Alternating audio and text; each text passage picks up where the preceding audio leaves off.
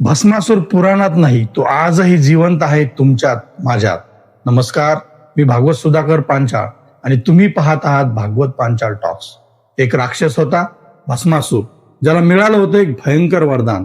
ज्याच्या डोक्यावर तो हात ठेवेल तो लगेच भस्म होईल. हे वरदान दिलं होतं भगवान शिव यांनी. पण शक्ती मिळाली तरी शहाणपण मिळालं नाही, समज मिळाली नाही. भस्मासुराला वाटलं आता मी सर्वशक्तिमान आहे, आता मला कोणीही थांबवू शकत नाही. आणि तिथेच त्याची चूक झाली.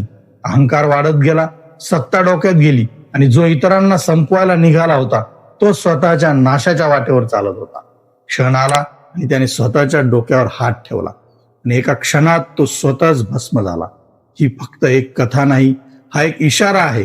कारण आजही भस्मासूर जिवंत आहे, फक्त रूप बदलले.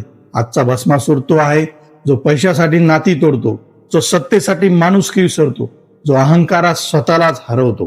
आजचा भस्मासूर तो आहे जो स्वतःच्या यशात इतका अंध होतो की शेवटी स्वतःचाच नाश करतो.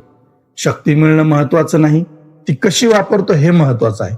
नाहीतर इतिहास पुन्हा पुन्हा स्वतःला रिपीट करतो आणि प्रत्येक वेळी एक नवीन भस्मासूर जन्माला येतो. म्हणूनच स्वतःला विचारा, तुमच्यात भस्मासूर तर नाही?